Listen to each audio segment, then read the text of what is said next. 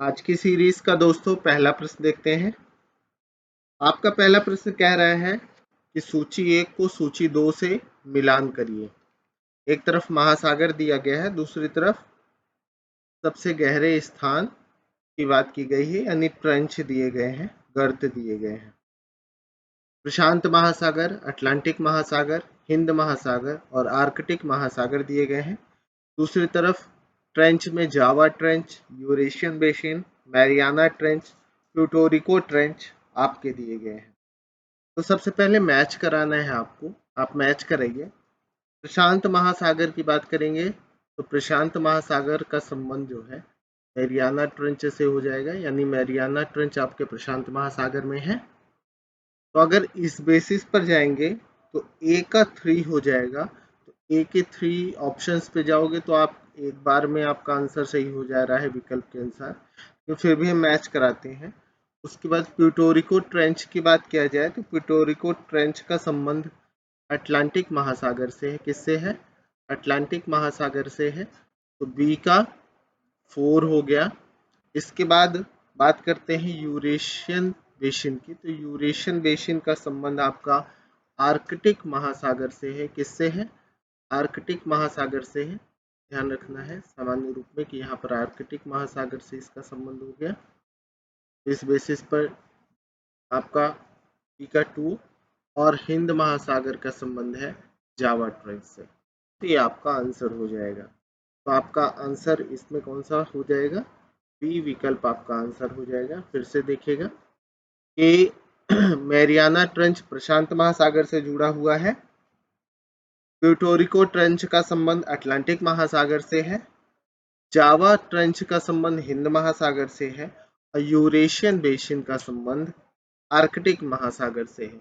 तो B answer आपका हो जाएगा। ठीक है, नेक्स्ट क्वेश्चन चलते हैं, अगला प्रश्न देखते हैं।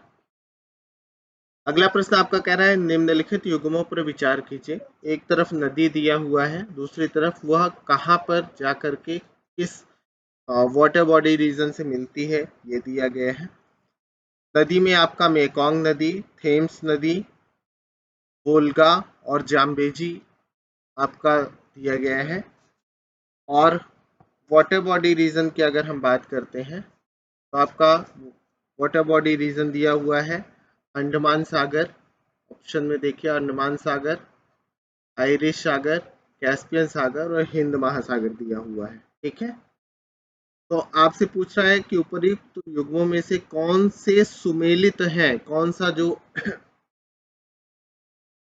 ऑप्शंस है यानी कौन कौन से मैच है। तो पहला दिया हुआ है मेकांग अंडमान सागर। तो आप याद रखिए कि मेकांग नदी का संबंध अंडमान सागर से नहीं है। ठीक है, थेम्स की बात करें तो थेम्स के आगे आयरिश सागर दिया गया है। तो थेम्स कहिए या टेम्स कहिए, इसका संबंध आयरिश सागर से नहीं है। वोल्गा की बात करें तो वोल्गा कैस्पियन सागर एकदम करेक्ट ऑप्शन है आपका। जाम्बेजी हिंद महासागर में अपना डेल्टा बनाती है, ये भी सही है। तो आपका 3 और 4 तो मैच है, यानी 3 और 4 मैच है, तो इस बेसिस पर सी ऑप्शन हो जाएगा। आपका आंसर तो हो गया सी। अब बात करते हैं मेकोंग नदी की। तो मेकोंग नदी का संबंध दक्षिणी चीन सागर से है। किससे है? साउथ चाइना सी से ही। ये ध्यान रखिएगा कि इसका संबंध अगर हम बात करते हैं तो साउथ चाइना सी से है। इसके बाद थेम्स की बात करते हैं तो थेम्स का संबंध नॉर्थ सी से है, यानी उत्तरी सागर से है। तो ये भी ध्यान रखेंगे, इन दोनों का संबंध भी ध्यान रखिएगा कि मेकोंग का संबंध साउथ चाइना सी से है, यानी साउथ चाइना सी के रीजन में ये अपना मुहाना बनाती है, माउथ का निर्माण करती है, डेल्टा बनाती है। जबकि थेम्स नदी नॉर्थ सी या उत्तरी सागर में डेल्टा का निर्माण करती है। तो ये आप ध्यान में रखेंगे। ठीक है, अगला प्रश्न देखते हैं। अगला क्वेश्चन आपका क्या है? अगला प्रश्न कह रहा है कि अपवाह क्षेत्र यानी ड्रेनेज एरिया की दृष्टि से जो विश्व की सबसे लंबी नदी है वह कौन सी है। आपसे पूछा जा रहा है ड्रेनेज बेसिन के आधार पर, यानी ड्रेनेज एरिया अपवाह क्षेत्र के आधार पर आपसे पूछा जा रहा है। ध्यान रखिएगा। तो आपके ऑप्शन है नील नदी, अमेजन नदी, कॉन्गो नदी, मिसिसिपी मिसौरी का क्षेत्र। तो यहाँ पर जब हम अपवाह क्षेत्र के आधार पर बात करेंगे तो ड्रेनेज एरिया के आधार पर आप सभी लोग जानते हैं कि विश्व की सर्वाधिक चौड़ी सर्वाधिक अपवाह क्षेत्र वाली नदी कौन सी है, तो अमेजन हो जाएगी।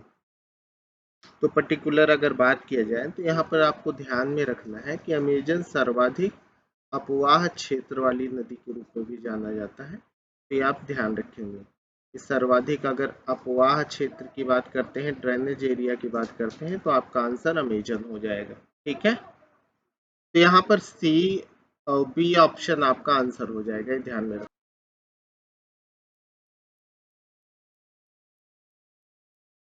आपका अगला क्वेश्चन देखते हैं, अगला प्रश्न क्या कह रहा है।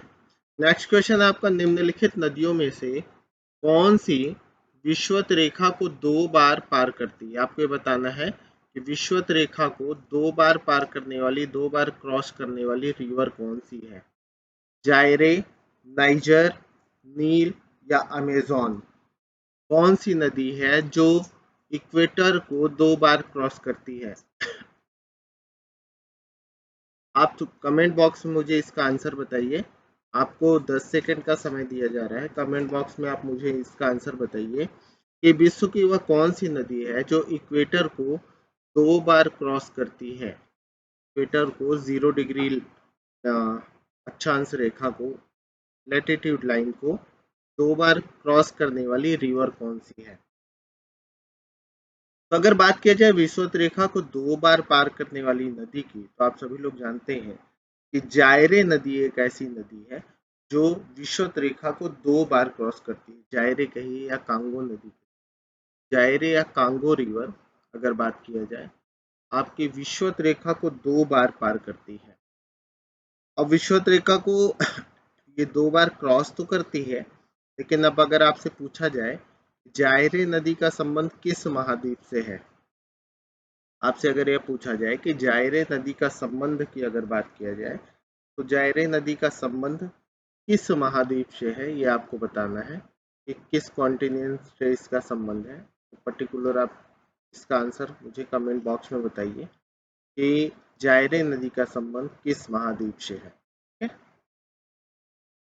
आपका अगला प्रश्न देखते हैं। अगला प्रश्न कह रहा है, निम्नलिखित नदियों में से कौन सी सबसे लंबी नदी है।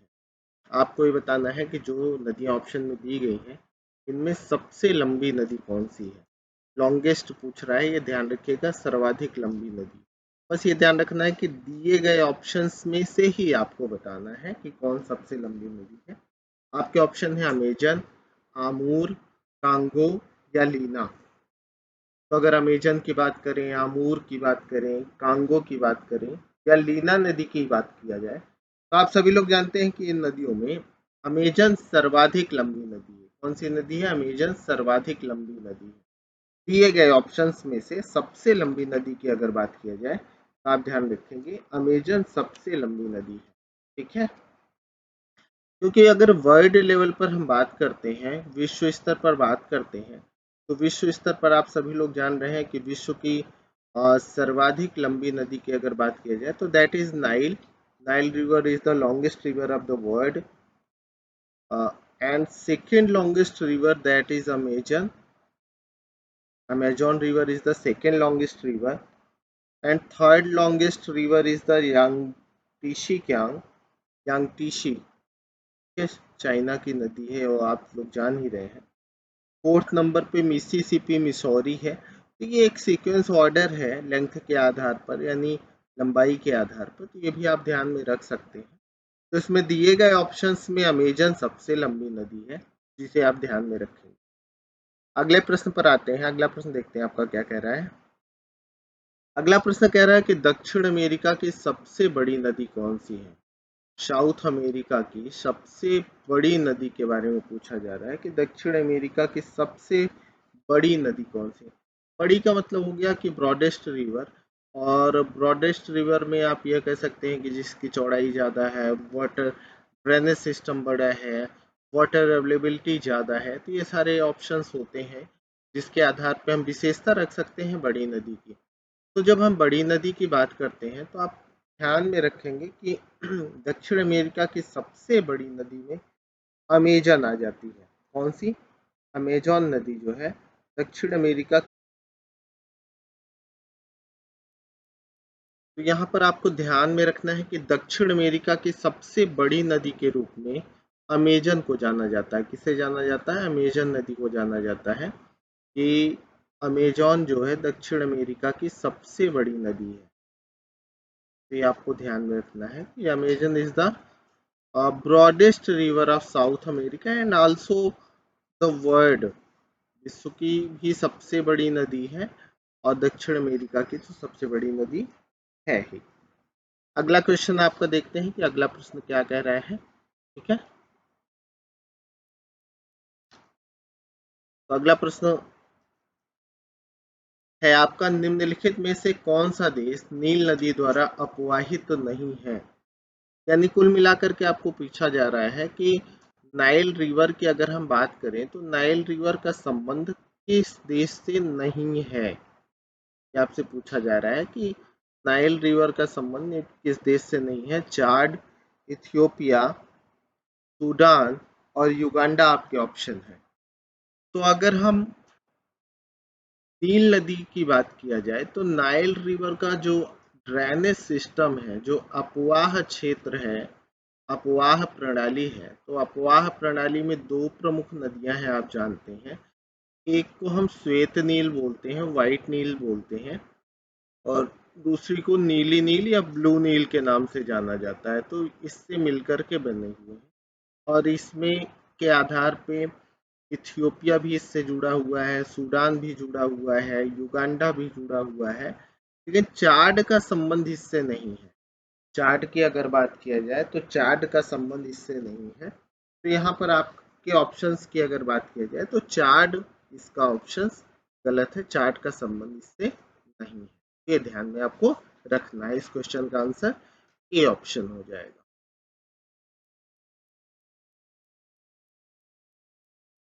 तो आपका अगला क्वेश्चन देखते हैं, अगला प्रश्न क्या है।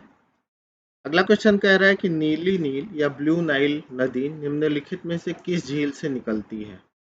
आपको ऑप्शन दिया गया है कि ब्लू नाइल का संबंध किस झील से है। विक्टोरिया झील, ताना झील, एडवर्ड झील या एल्बर्ट झील। तो अगर ब्लू नाइल की बात किया जाए तो आप लोग ध्यान में रखेंगे, ब्लू नाइल का संबंध हम ताना लेक से मानते हैं। मानते हैं ब्लू नाइल का जो संबंध है वो ताना झील से माना जाता है। ऐसा माना जाता है कि ताना लेक से निकलती है, उसी से संबंधित। तो पर्टिकुलर आप सभी लोग ध्यान रखेंगे कि नीली नील का संबंध किससे है, कि ताना झील से संबंधित है, यहीं से इसका उद्गम माना जाता है। हालांकि इसको लेकर के कई तरह की बातें हैं, लेकिन ऑप्शंस में दिया गया है तो आप ताना लेक को आंसर मान लेंगे। ठीक है, अगले क्वेश्चन पर जाते हैं। अगला प्रश्न आपका कह रहा है कि कथन ये मिस्र नील नदी का उपहार है, कारण क्या कह रहा है। वह सहारा मरुस्थल में एक नखलिस्तान है। तो यहाँ पर अगर बात किया जाए कि सहारा मरुस्थल में नखलिस्तान का मतलब हो गया मरु उद्यान, डेजर्ट में स्थित एक ऐसा उद्यान। तो ऑप्शन आप याद रखिएगा, एक तरीके से डेजर्ट गार्डन की संज्ञा दी जा सकती है। मरु उद्यान कहा जाता है, डेजर्ट गार्डन। तो नखलिस्तान संबंध में ना है तो आप समझ, सहारा मरुस्थल में स्थित एक मरु उद्यान है, यानी डेजर्ट गार्डन के रूप में है। तो मिस्र नील नदी का उपहार है, ये सत्य है। और इसका कारण सहारा मरुस्थल में स्थित यह मरुद्यान की संज्ञा पाता है, यह है, यह भी सही है। तो कथन और कारण दोनों सही है और एक दूसरे की सही व्याख्या भी कर रहे हैं। तो इस आधार पे देखोगे तो ए आंसर हो जाएगा, ए ऑप्शन हो जाएगा, क्योंकि दोनों सच भी हैं और दोनों एक दूसरे के सही व्याख्या भी कर रहे हैं। इस आधार पर अगर मैं बात करूं तो ये दोनों सच साबित हो जाएगा। ठीक है, तो ये आप ध्यान रखेंगे, आपका आंसर हो जाएगा ए।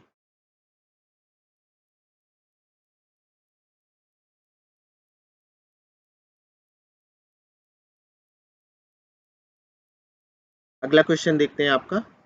अगला प्रश्न आपका कह रहा है कि नीचे दिए हुए मानचित्र पर विचार कीजिए और मानचित्र में दर्शाई गई नदी कौन सी है आपको बताना है। म्यांमार का मानचित्र दिया हुआ है, म्यांमार के पूर्वी हिस्से से जाती हुई एक नदी दिखाई दी। ये कौन सी नदी है? आपके ऑप्शन है इरावदी, मेकांग, चाओ फ्राया या साल्वीन। तो अगर म्यांमार के पूर्वी हिस्से से जाती हुई इस नदी की अगर मैं बात करूं तो ये साल्वीन नदी है। कौन सी नदी है? साल्वीन नदी है। तो आप सभी लोगों को ध्यान रखना है कि ये साल्वीन नदी का चित्र है जो इसमें दिखाया गया है। इसका आंसर हो जाएगा आपका साल्वीन। ठीक है, डी आपका आंसर हो जाएगा, क्योंकि जब आप मानचित्र में देखेंगे तो मानचित्र में यही दिखाई देगा आपको कि म्यांमार के पूर्वी हिस्से से अगर मैं बात करूं तो पर्टिकुलर साल्वीन नदी। कौन सा चित्र दिखाई दे रहा है? ये साल्वीन नदी का चित्र दिखाई दे रहा है, आप ध्यान में रखेंगे। अगला क्वेश्चन देखते हैं आपका। अगला प्रश्न कह रहा है कि एशिया की निम्नलिखित में से कौन सी नदी दक्षिण को प्रवाहित होती है? एशिया की कौन सी नदी है जो दक्षिण दिशा को प्रवाहित होती है? आपके ऑप्शन है आमूर, टीना, ओब, साल्वीन। तो दक्षिण दिशा की ओर प्रवाहित होने वाली नदी के बारे में पूछा जा रहा है कि कौन सी नदी है निम्नलिखित में से जो साउथ की तरफ प्रवाहित होती, दक्षिण की तरफ प्रवाहित होती। तो दिए गए ऑप्शंस में से अगर बात किया जाए तो दक्षिण की तरफ प्रवाहित होने वाली नदियों में अगर बात करें तो साल्वीन नदी है। कौन सी नदी है? साल्वीन नदी है जो दक्षिण की तरफ प्रवाहित होती है। यह तिब्बत से निकल करके, तिब्बत के पठारी भाग से निकल करके दक्षिण की तरफ बहते हुए लगभग 2400 किलोमीटर, 2400 किलोमीटर की दूरी तय करते हुए अगर बात करें तो अंडमान सागर में जाकर के समाप्त होती है। कहाँ? अंडमान सागर में जाकर के समाप्त होती है। तो आपको ध्यान में रखना है कि साल्वीन नदी दक्षिण की तरफ प्रवाहित होती है और अंडमान सागर में जाकर के समाप्त होती है। ठीक है, तो ये आप ध्यान में रखिएगा।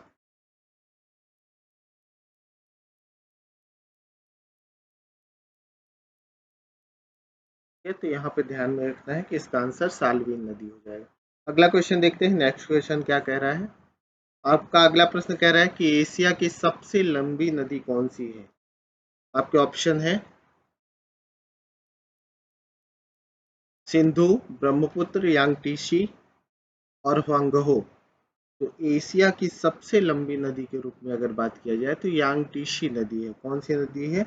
चाइना की जो नदी है यांगटीसी नदी, एशिया की सबसे लंबी नदी के रूप में जाना जाता है। यांगटीसी नदी को एशिया की सबसे लंबी नदी के रूप में जाना जाता है। ये चीन में प्रवाहित होती है। तो आप ध्यान में रखिएगा कि चाइना में प्रवाहित होने वाली प्रशांत महासागर में जो यांगटीसी नदी गिरती है तो यह एशिया की सबसे लंबी नदी है। आप ध्यान में रखेंगे। अगला क्वेश्चन देखते हैं। अगला प्रश्न आपका कह रहा है ABCD के रूप में चिन्हांकित अपवाह द्रोणियों को नीचे सूची में दिए गए नामों के साथ सुमेलित कीजिए और अपवाह द्रोणियों के नामों के नीचे दिए गए कूट का प्रयोग करते हुए सही उत्तर का चुनाव कीजिए। अब इसमें खास करके ड्रेनेज पैटर्न बना के दिया हुआ है। याद रखिएगा कि नदियों का ड्रेनेज पैटर्न बना हुआ है, बेसिन बना हुआ है और उस पैटर्न को ध्यान में रखना है आपको। नदी पैटर्न को ध्यान में रखना है। गंगा ब्रह्मपुत्र का रीजन है, सिंधु, पराना और जाम्बेजी का रीजन दिया हुआ है। तो आपको मैच कराना है। ABCD करके ऑप्शन दिया है तो ए को आप देखेंगे तो ए का जो रीजन है, खास करके इस पूरे रीजन को ध्यान से अगर आप मैपिंग के आधार पर गौर करें तो ये ए पैटर्न जो है ये पराना नदी से मैच कर रहा है। किससे मैच कर रहा है अगर बात किया जाए तो ए पैटर्न पराना नदी से मैच कर रहा है। अगर आप मैपिंग देखेंगे, गौर करेंगे तो पराना नदी से मैच कर रहा है। बी पैटर्न पर आओगे तो बी पैटर्न, क्योंकि इधर से पूरा गंगा का रीजन आता है और इधर से अगर देखोगे तो आपका ब्रह्मपुत्रा का रीजन आता है। एक गंगा ब्रह्मपुत्रा के पैटर्न को मैच करा रहा है। क्या गंगा का पैटर्न हो गया। सी की बात करेंगे तो सी का जो पैटर्न है वो जाम्बेजी नदी से मैच कर रहा है। थोड़ा सा डिफिकल्ट क्वेश्चन है, याद रखिएगा, क्योंकि आपको नदी पैटर्न को दिमाग में बिठा के रखना है। और डी जो है तो सी जाम्बेजी के पैटर्न को मैच कर रहा है और डी जो है ये सिंधु के पैटर्न को मैच कर रहा है, तो इस आधार पे आप मैच कराएंगे। तो ए का हो जाएगा पराना, यानी ए का 3 हो गया आपका ऑप्शन, ठीक है। और बी का हो जाएगा 1, ए का 3 बी का 1, ऑप्शन मैच कर रहे हैं यानी बी, और सी कट हो गया। इसके बाद सी जाम्बेजी यानी सी का 4 मैच कराओगे तो डी ऑप्शन हो जाएगा, इसका आंसर डी हो जाएगा, तो ये आप ध्यान में रखेंगे। अगला क्वेश्चन देखते हैं। अगला क्वेश्चन क्या कह रहा है, ABCD के रूप में चिन्हांकित नदियों को सूची में दिए गए नामों से सुमेलित करिए और सूची के नीचे दिए गए कूट का प्रयोग करिए। तो A, B, C और D, ठीक है। तो यहाँ पे ए पे आओगे तो यहाँ पर आपको दिखाई दे रहा है कि एक निश्चित रूप से यूकान नदी है। क्या कौन सी नदी है? यूकान है, अलास्का में प्रवाहित होने वाली, ठीक है, ये यूकान हो गया। बी की अगर बात करेंगे कि मैकेंजी रिवर को शो कर रहा है, किसको? मैकेंजी को शो कर रहा है। सी की अगर बात करेंगे तो सी सेंट लॉरेंस को शो कर रहा है, सेंट लॉरेंस हो गया। डी की अगर बात करेंगे तो डी ओरिनोको को शो कर रहा है, ओरिनोको रिवर को, ठीक है। इस आधार पे आप मैच करा दीजिए। तो ए हो गया यूकान, यानी ए का 5 दो ऑप्शंस में दिया है, डी क्रॉस कर दीजिए, ए क्रॉस कर दीजिए। इसके बाद अगर बात करते हैं बी मैकेंजी यानी बी का 3, तो बी का 3 ए का 5, तो बी आंसर आपका मैच हो गया 2 से ही, जिसमें आपका सी का 1 यानी सेंट लॉरेंस और डी का 2 ओरिनोको दिया हुआ है, एकदम मैच करे। ये मानचित्र पर आधारित प्रश्न, काफी अच्छा इंटरेस्टिंग क्वेश्चन है, यूपीएससी में आया हुआ है। इस तरह के कोई भी प्रश्न आते हैं तो आप याद रखिएगा, आईएएस के एग्जाम में आया हुआ क्वेश्चन है, जिसे आपको सॉल्व निश्चित रूप से करना ही करना है, राइट। अगला क्वेश्चन देखते हैं। आपका अगला प्रश्न कह रहा है सर और अमू नदियां गिरती हैं, सर और अमू नदियों का संबंध किससे है? आपका ऑप्शन है कैस्पियन सागर, काला सागर, बाल्टिक सागर या अरल सागर। तो सर दरिया या अमू दरिया की बात करें, उन्हीं नदियों का जिक्र किया जा रहा है। तो सर दरिया या अमू दरिया नदियों का संबंध आप सभी लोग जानते हैं कि अरल सागर से है। किससे है? अरल सागर से है, सर दरिया और अमू दरिया का। ये राजस्थान पीसीएस में आया हुआ क्वेश्चन है, याद रखिएगा, राजस्थान पीसीएस का क्वेश्चन है। तो सर दरिया और अमू दरिया का संबंध किससे है? अरल सागर से है। और अरल सागर है कहाँ, ये आप मुझे कमेंट बॉक्स में बताइए कि अरल सागर कहाँ पर स्थित है, ठीक है। अगला क्वेश्चन देखते हैं आपका। अगला प्रश्न कह रहा है कि काला सागर में गिरने वाली नदी द्वय कौन सी हैं, यानी कौन सी दो नदियां हैं जो काला सागर में गिरती हैं। कहाँ काला सागर में गिरने वाली नदी, दो नदियां कौन कौन सी हैं? आपके ऑप्शन है Volga Danube, Dnieper Volga, Dnieper Danube और यूराल वोल्गा। तो अगर काला सागर या ब्लैक सी में गिरने वाली नदियों की बात किया जाए तो पहली बात तो आप सभी लोग ये जानते हैं कि वोल्गा की अगर बात करें तो वोल्गा नदी का संबंध, एक ऑप्शन आप जानिए कि किसी भी प्रकार से ब्लैक सी से नहीं, क्योंकि ये कैस्पियन सागर में गिरती है। तो जहां जहां वोल्गा ऑप्शन है आप क्रॉस कर सकते हैं। तो अगर आपने वोल्गा ऑप्शन क्रॉस कर दिया तो ऑटोमेटिक आप सी पर आंसर पर पहुंच जाएंगे, एक तो तरीका ये है। अदरवाइज आप ध्यान में रखिए कि डैन्यूब नदी और नीपर नदी का संबंध ब्लैक सी से है। एलिमिनेशन प्रोसेस से भी आप जा सकते हैं कि अगर ब्लैक सी की अगर बात किया जाए, काला सागर की बात किया जाए, तो काला सागर से जुड़ने वाली नदियों में आपका नीपर और डैन्यूब हो जाएंगे। एलिमिनेशन प्रोसेस से जाएंगे तो सीधे आप पहुंच जाएंगे, राइट। अगला क्वेश्चन देखते हैं। अगला प्रश्न आपका कह रहा है वोल्गा नदी कहाँ गिरती है? अभी जस्ट पीछे इस पर चर्चा भी हुई कि वोल्गा नदी का संबंध किससे है।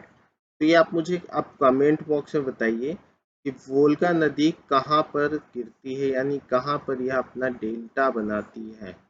वोल्गा नदी भी पीछे मैंने बताया भी, लेकिन फिर भी आप मुझे कमेंट बॉक्स में बताइए वोल्गा नदी का संबंध किससे है? लाल सागर, कैस्पियन सागर, काला सागर या भूमध्य सागर से? ठीक है, ये आप ध्यान में रखेंगे। आपका अगला प्रश्न है, सूची 1 को सूची 2 से मैच कराना है और सूची के अंत में दिए गए सही उत्तर का चुनाव करना है। आप एक तरफ ऑप्शन है नदियां, दूसरी तरफ सूची 2 में प्रवाहित होने वाली वाटर बॉडी दिया हुआ है। आपके नदियां हैं लीना, आमूर, टिग्रिस और माही। और सूची 2 में है फारस की खाड़ी, आर्कटिक सागर, अरब सागर, प्रशांत महासागर। ये आपके लिए है। तो सबसे पहले लीना नदी की बात किया जाए तो लीना नदी आप सभी लोग जान रहे हैं कि रशिया में प्रवाहित होती है। इसका संबंध आर्कटिक सागर से है, तो ये ऑप्शन हो गया। इसके बाद आमूर की नदी की बात करें तो आमूर नदी रूस और चीन से संबंधित है और इसका संबंध जो है प्रशांत महासागर से है, तो पी का 4 हो गया। टिग्रिस की बात करें तो टिग्रिस तुर्की, सीरिया आदि से संबंधित है और इसका संबंध फारस की खाड़ी से है, तो टिग्रिस नदी फारस की खाड़ी से संबंधित हो गई। माही आप जान ही रहे हैं अरब सागर से संबंधित है, ये आपका मैच हो जाएगा। मैच करा दीजिए ए का 2, तो ए का 2 मैच कराएंगे तो इसी से आंसर आ जा रहा है, हालांकि ए से ही, एक से ही। अदरवाइज आप सब मैच करा सकते हैं। बी का 4 हो गया, सी का 1 हो गया और डी का 3। तो लीना आर्कटिक सागर में गिरती है, आमूर प्रशांत महासागर में, टिग्रिस फारस की खाड़ी में, माही अरब सागर में गिरती है। तो आप ध्यान में रखेंगे, ये आपका आंसर हो जाएगा। और पर्टिकुलर ये बेसिकली आपको ध्यान में भी रखना है। अगला क्वेश्चन देखते हैं।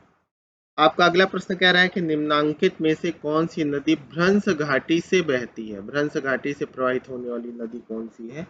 आपके ऑप्शन है अमेजन, सिंधु, वोल्गा या राइन नदी। तो अमेजन, सिंधु, वोल्गा किसी भी प्रकार से किसी भी भ्रंश घाटी में नहीं बहती है, जबकि राइन का संबंध भ्रंश घाटी से है। राइन नदी भ्रंश घाटी में प्रवाहित होती है। ठीक है।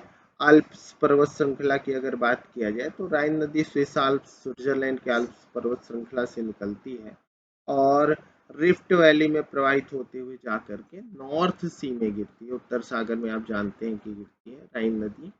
काफी इंपॉर्टेंट नदी है, जर्मनी की मानी जाती है राइन, तो ध्यान भी रखेंगे। अगला क्वेश्चन देखते हैं। आपका अगला प्रश्न कह रहा है, निम्नलिखित में से कौन सी एशिया से संबंधित नहीं है? नदियां दिया गया है और पूछ रहा है कि कौन सी नदी है जो एशिया से संबंधित नहीं है। लोकनूर, आमूर, नाइजर, टिग्रिस। तो आप स्पष्ट रूप से जानते हैं कि नाइजर का संबंध किसी भी प्रकार से एशिया से नहीं है। यह अफ्रीका में प्रवाहित होने वाली नदी है। अफ्रीका की महत्वपूर्ण नदियों में से एक है। ऑयल रिवर के रूप में भी इसे जाना जाता है, तेल की नदी के रूप में भी जाना जाता है। तो नाइजर नदी का संबंध किसी प्रकार से एशिया से नहीं है, ये आप सभी लोग ध्यान में रखेंगे। ठीक है। बाकी लोकनोर, आमूर और टिग्रिस आदि का संबंध एशिया से है, ये आप सभी निश्चित रूप से ध्यान रखेंगे।